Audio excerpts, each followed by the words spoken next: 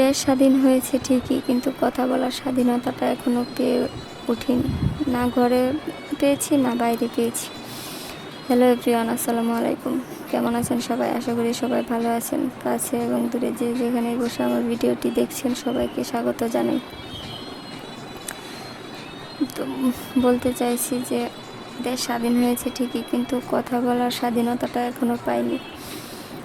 স্বামীর ঘরে আছি, স্বামীর সাথে আছি, তবুও মুখ ফুটে কিছু বলতে পারি না যে আমার সাথে এটা করা যাবে না, বা আমি এটা মেনে নিতে পারি না, বা এটা করা ঠিক না। এতটুকু কথা এখনও বলে উঠতে পারলাম না। মানে একটা মানুষের যদি এতটুকু ক্ষমতা না থাকে যে তার সাথে কি করা উচিত বা তার সাথে কি করা উচিত না, সেটুকু বলার অধিকার যদি না থাকে, তাহলে কিসের স্বাধীনতা ভাই? কোনো স্বাধীনতা নেই, আমার লাইফে কোনো স্বাধীনতা নেই। হয়তো আমার মতো আরও অনেক আপুদের জীবনে এমন কোনো ঘটনা আছে সেটা প্রকাশ করতে পারে না। আমিও এতদিন পারতাম না, কিন্তু এখন মনে হচ্ছে যে আমার বলাটা উচিত। যেহেতু আমরা স্বাধীন একটা দেশ পেয়েছি, আমাদের কথা বলার অধিকার পুরোপুরি না হলেও কিছু তো ফিরে পেয়েছি। তো সেই জায়গা থেকে আমাদের করণীয় কি? যারা সন্তানের কারণে থাকতেও পারি না, চলে যেতেও পারি না, সে আপুদের কি করা উচিত?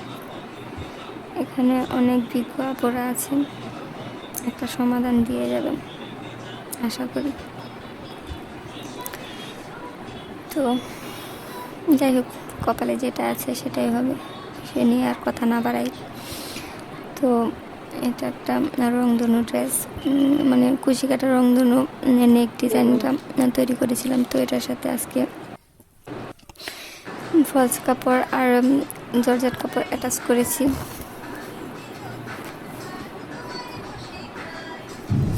সাথে কিছু পুঁতি দিয়ে ডিজাইন করেছি।